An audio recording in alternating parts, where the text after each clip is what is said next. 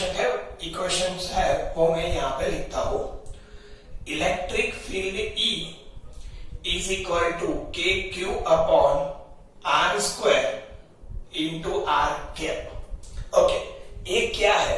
तो किसी पॉइंट पर intensity of electric field due to source charge capital Q, okay, at the distance R। इसके अलावा और एक इक्वेशन था, force F is equal to Q0 into E।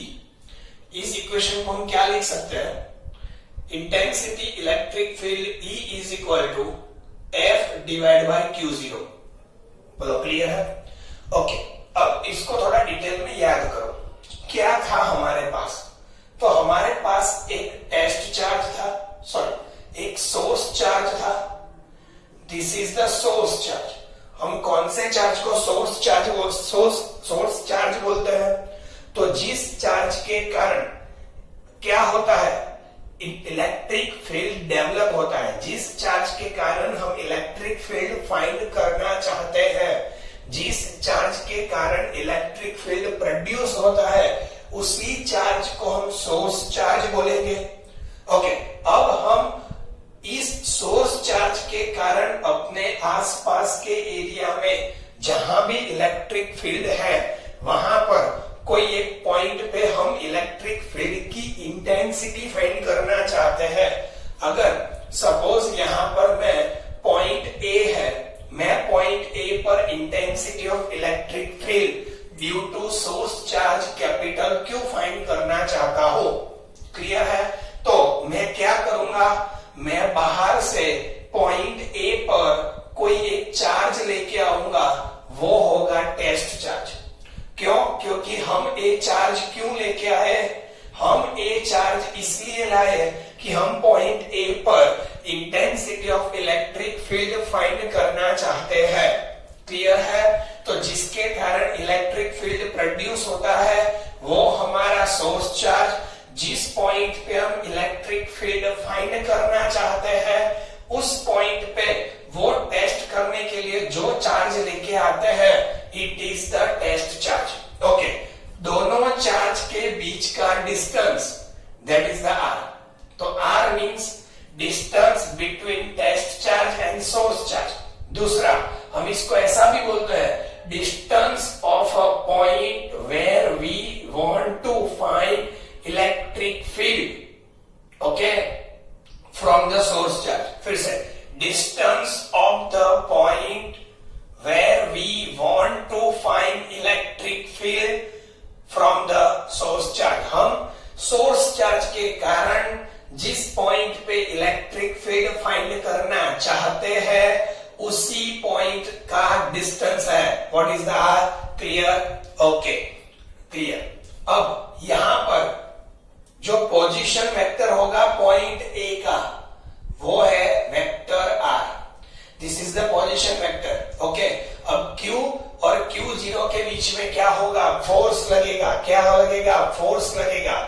Q and Q0 के बीच में कितना फोर्स लगेगा? तो this is the force K Q Q0 upon R square into R cap.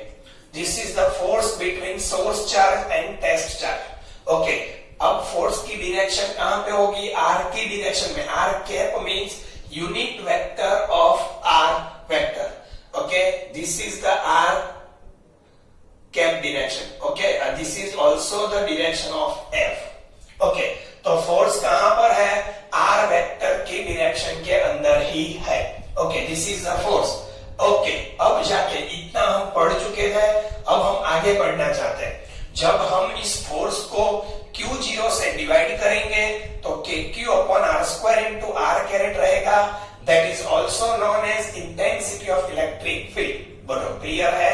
Okay, तो इंटेंसिटी ऑफ इलेक्ट्रिक फील्ड का equation हम एक साथ लिखना चाहते हैं। तो E इज इक्वल टू, मैं सिर्फ यहाँ वैल्यू पुट कर रहा हूं, तो E is equal to F upon Q0 is equal to KQ upon R square.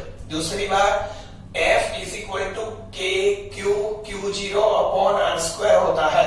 Okay, clear? इसके अंदर याद रखेंगे Q is the source charge, Q0 is the test charge. Okay, अब यहाँ पर देखो, हम यहाँ पे definition of intensity of electric field को समझेंगे। फिर से हम क्या समझेंगे? Definition of electric field at a point, intensity of electric field at a point हम यहाँ पर समझेंगे। ओके, चलो वो क्या है? तो इंटेंसिटी ऑफ इलेक्ट्रिक फील्ड क्या है? तो देखो यहाँ पर, when we take Q0 is equal to 1 coulomb, 1 coulomb को क्या बोलेंगे? Unit charge. क्या बोलेंगे? Unit charge. ओके, तो E is equal to F upon Q0, E is equal to F divide by 1, E is equal to F। तो what is this? Electric field is one type of force, yes or no? Force and E is equal to same. What is the force? Force is between the source charge and test charge. Okay, that is the force. तो अब यहाँ पे देखो क्या हुआ, अगर हम test charge को 1 कूलम लेंगे, यानी हम क्या बोल सकते हैं? यूनिट चार्ज जो है, टेस्ट चार्ज अगर हम यूनिट चार्ज लेंगे, तो टेस्ट चार्ज यूनिट चार्ज लेते हैं, तो उसी टेस्ट चार्ज पर जितना फोर्स लगता है उसी को हम क्या बोलते हैं? Intensity of electric field. तो कोई भी पॉइंट पे हम intensity of electric field find करना चाहते हैं, तो उस पॉइंट पे लाने जाने वाला टेस्ट चार्ज अगर 1 कूलम होगा, तो उसी पॉइंट पर वो 1 कूलम चार्ज पर सोर्स चार्ज के कारण जो फोर्स लगेगा, वो फोर्स ही क्या हो जाएगा? उसी पॉइंट का इलेक्ट्रिक फील्ड हो जाएगा। बोलो, क्लियर है? तो इसके बेस पर से क्या बोल सकते हैं? Electric field is nothing but a force due to source charge Q on the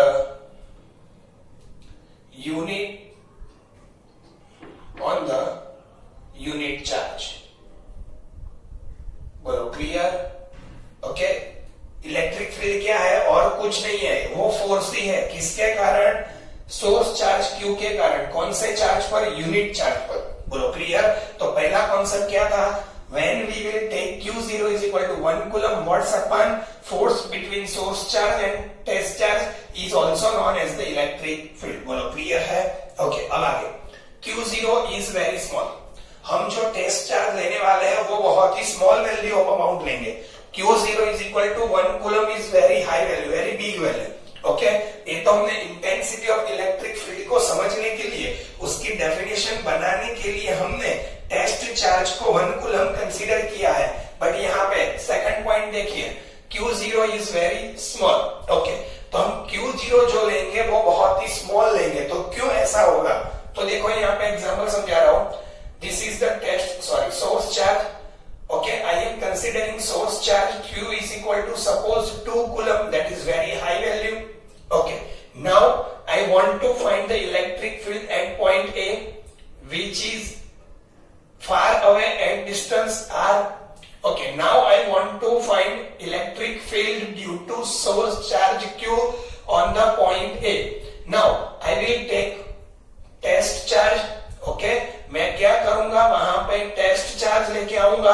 क्यों? क्योंकि मुझे वहां पे इलेक्ट्रिक फील्ड फाइंड करना है। अब मैं जो टेस्ट चार्ज लेके आता हूं उसकी वैल्यू अगर छोटी नहीं है, suppose Q0 is equal to 10 coulomb, मैंने टेस्ट करने के लिए 10 कूलम लिया, तो अब होगा क्या? Okay, value of source charge is very small comparative to test charge. That's why when we take Q0 at point A, there is a repulsion between Q and Q0. There is a repulsion between source charge and test charge. Okay, in this repulsion, force due to 10 coulomb is very high. Okay, so that Q means source charge is going to far away from the Q0. अब क्या होगा? सुनो फिर से। जैसे ही हम 10 coulomb को लेके आएंगे, 10 कूलम और 2 कूलम दोनों के बीच में जो फोर्स लगेगा वो फोर्स सेम होगा, बट वो फोर्स उतना ज्यादा नहीं होगा कि सॉरी वो फोर्स उतना ज्यादा नहीं होगा कि Q0 रिपल्शन के कारण दूर जाए। क्यों? क्योंकि value of charge, source charge की जो वैल्यू है वो बहुत ही कम है compare to test charge. That's why Q जो है हमारा, उस पर जो फोर्स लगेगा वो फोर्स के कारण कहां पे जाएगा? दूर जाएगा। तो फिर से जब भी अगर हम टेस्ट चार्ज की वैल्यू बहुत ही ज्यादा लेके आएंगे तो दोनों के बीच में जो रिपल्शन होगा वो रिपल्शन के कारण क्या हो जाएगा? सोर्स चार्ज है वो अपने लोकेशन से मूव हो जाएगा, अपने लोकेशन से रिपल्शन के कारण दूर चला जाएगा। अगर वो दूर चला जाएगा तो हमें पॉइंट ए पर सोर्स चार्ज Q के कारण इलेक्ट्रिक फील्ड फाइंड करना था।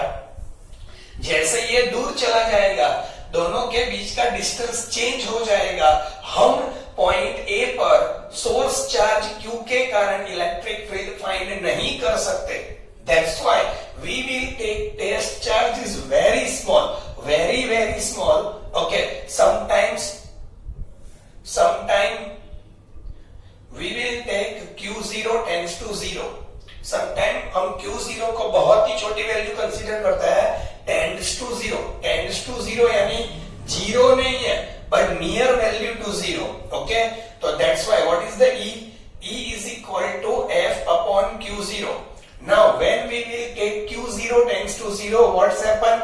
E is equal to limit Q0 tends to 0 F upon Q0. बरो क्लियर?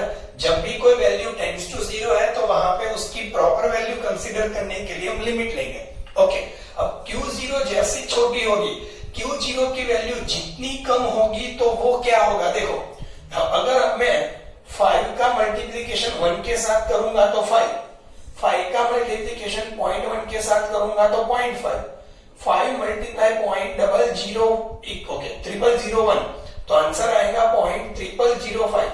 तो ये वैल्यू तो सेम है बट उसके साथ मल्टीप्लाई होने वाली वैल्यू जितनी छोटी है तो रिजल्टेंट आंसर भी देखो मल्टीप्लीकेशन भी कम आ रहा है। तो यहाँ पर हमारा सोर्स चार्ज जो होता है वो स्टेडी होता है। Source charge is equal to fix, उसकी वैल्यू हम चेंज नहीं करते, वो फिक्स है, स्टेडी है, क्लियर, कांस्टेंट वैल्यू है उसकी।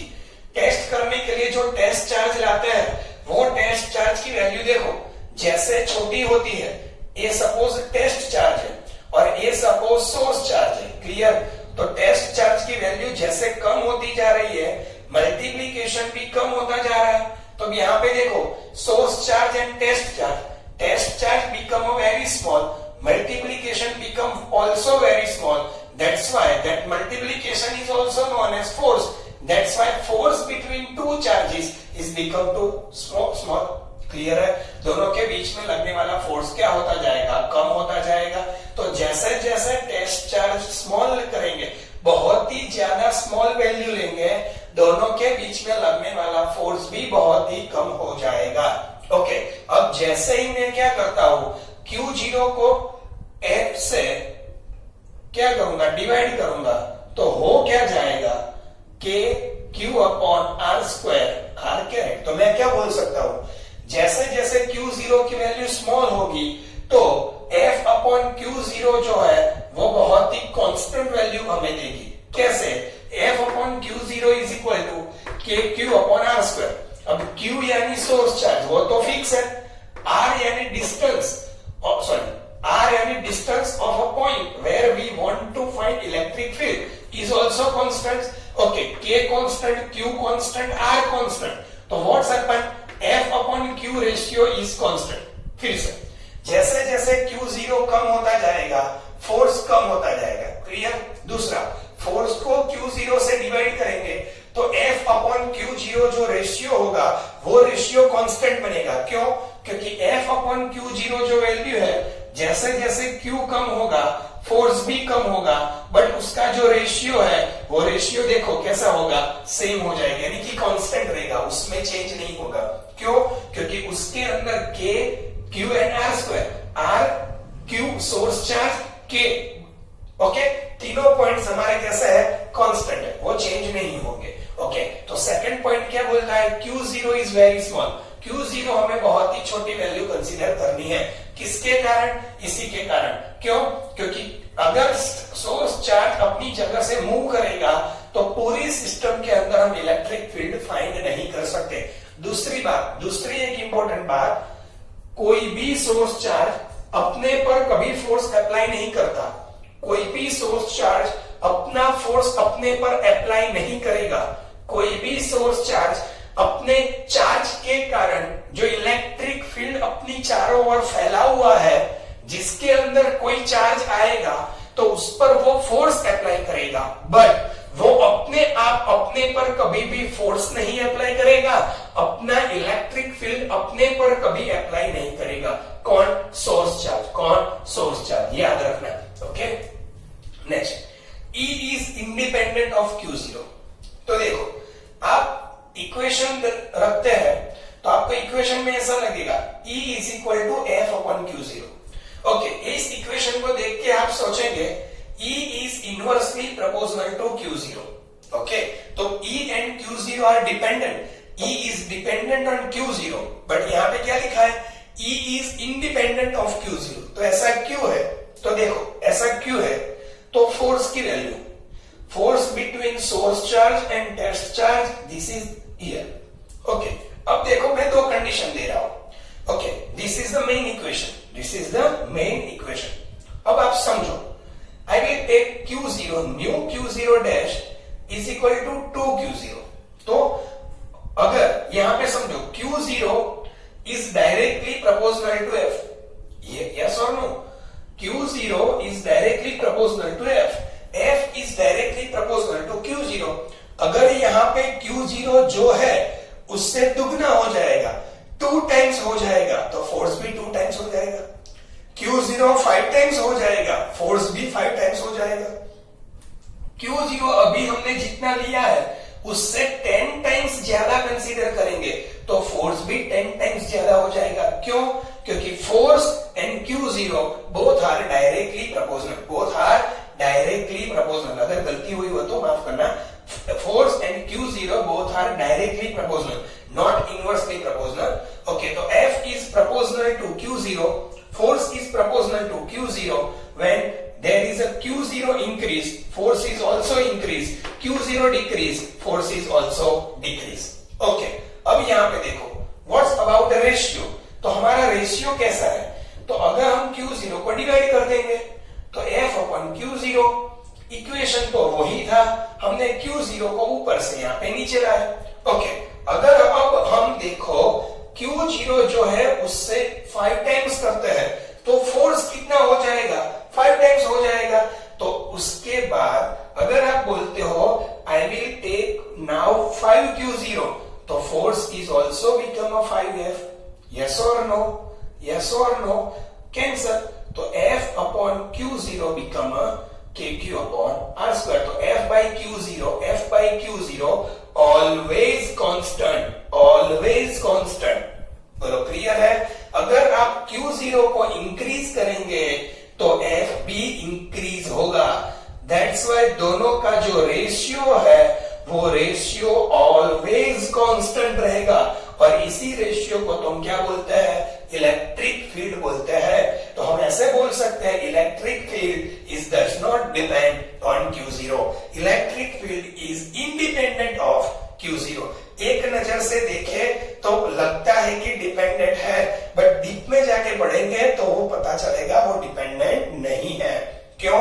क्योंकि when Q0 is increased, force is also increased. Q0 decrease, force is also decreased. That's why ratio of them is constant, and that ratio is known as electric field. बोलो, clear है?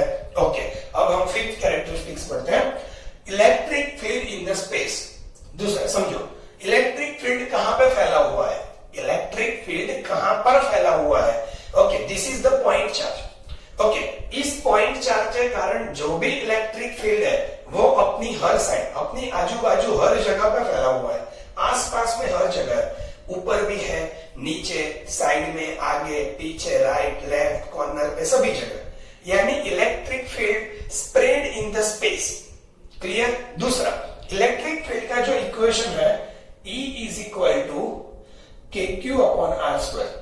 तो E is dependent on test charge की source charge. E is also dependent on the distance. What the distance? Distance of a point from the source charge, distance of a point from the source charge. वो point कौन सा होगा? वो point वो होगा जहां हम इलेक्ट्रिक फील्ड फाइंड करना चाहते हैं। तो देखो ये रहा मेरा सोर्स चार्ज। अब मैं हर एक पॉइंट पर इलेक्ट्रिक फील्ड फाइंड करना चाहता हूं और ये जो सारे पॉइंट्स है वो पॉइंट्स कहां पर है? स्पेस के अंदर है। ओके, तो ये सारे पॉइंट्स का जो आर बनेगा आप समझ सकते हो सभी का आर सोर्स चार्ज से डिस्टेंस कैसा है? डिफरेंट डिफरेंट है। बोलो क्लियर है? तो सभी का डिस्टेंस डिफरेंट है। अगर सभी का डिस्टेंस डिफरेंट है तो हर एक पॉइंट पर मिलने वाला इलेक्ट्रिक फील्ड कैसा होगा? तो हर एक पॉइंट पर मिलने वाला इलेक्ट्रिक फील्ड डिफरेंट वैल्यू वाला होगा। ओके, हर एक पॉइंट के अंदर मिलने वाला फील्ड सेम नहीं होगा। तो हम क्या बोल सकते हैं? स्पेस के अंदर डिफरेंट डिफरेंट पॉइंट्स पे मिलने वाला इंटेंसिटी ऑफ इलेक्ट्रिक फील्ड कैसा होता है? डिफरेंट होता है। क्यों? क्योंकि सोर्स चार्ज तो फिक्स होता है बट उससे डिस्टेंस आर वेरी होता है। जैसे ही डिस्टेंस आर वेरी होगा क्या होगा? Intensity of electric field will be change. बोलो क्लियर है? दूसरी बात, अब इसी कॉन्सेप्ट के कारण, इसी कॉन्सेप्ट के बेस पर से हम क्या पढ़ेंगे? Spherical symmetry. स्फेरिकल सिमेट्री का मीनिंग क्या हुआ? देखो हमारे पास कोई एक स्फीयर है। ओके, अगर मैं स्फीयर का जो सेंटर है, सेंटर पर मैं एक चार्ज रखता हूं, that is a source charge. Okay, अब this is the surface of the sphere. You know ना what is the sphere? Okay, this is the surface of the sphere. Football is a sphere. Okay, volleyball is also a sphere. Okay, तो अब देखो क्या है surface of the sphere. तो surface के जितने भी पॉइंट्स है वो सारे सोर्स चार्ज से कितने डिस्टेंस पर होंगे? सेम डिस्टेंस पर होंगे। At that distance is a radius. This is the radius. बोलो क्लियर और not? This is the radius of the sphere. तो मैं क्या बोल सकता हूं? When we will take a sphere and put the source charge at the center of the sphere, then what's happened? At the point of the surface, every point of the surface have the same distance from the source charge. Now what's happened? E is equal to kq upon r square. Distance from the source charge of every point r is equal to same. Source charge is also constant. So that's why electric field at every point of the surface is a steady, is a constant, is a same. Clear? तो क्या हुआ? Electric field sphere की surface पर कोई भी point पर आप find करेंगे तो वो ऑलवेज कैसा मिलेगा? कांस्टेंट मिलेगा। यानी सभी पॉइंट पर मिलने वाला इलेक्ट्रिक फील्ड सेम होता है। कोई भी पॉइंट पे इलेक्ट्रिक फील्ड चेंज नहीं होगा। क्यों? क्योंकि हर एक पॉइंट का सोर्स चार्ज से डिस्टेंस सेम होता है। सोर्स चार्ज तो हमने एक बार यहाँ पे पुट किया 10 कूलम, तो वो फिक्स हो गया 10 coulomb. Okay, okay, if you will change source charge then electric field will be change. Okay, but one time we will take, then after that is a fix. Okay, अब देखो क्या हुआ?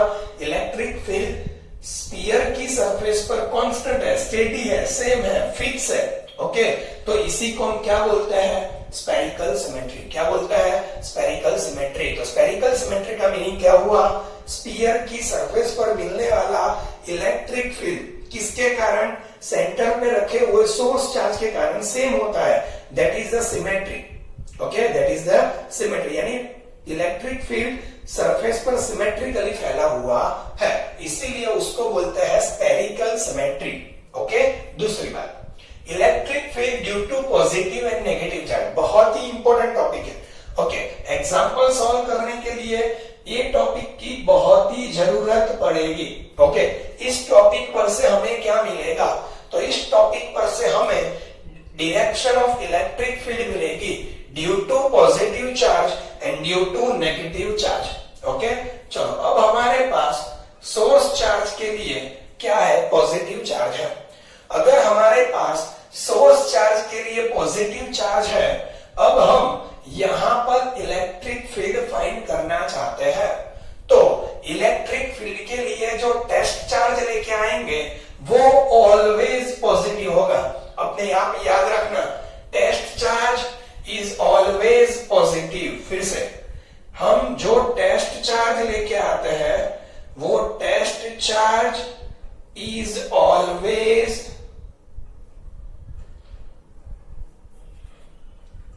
Positive, test charge is always positive.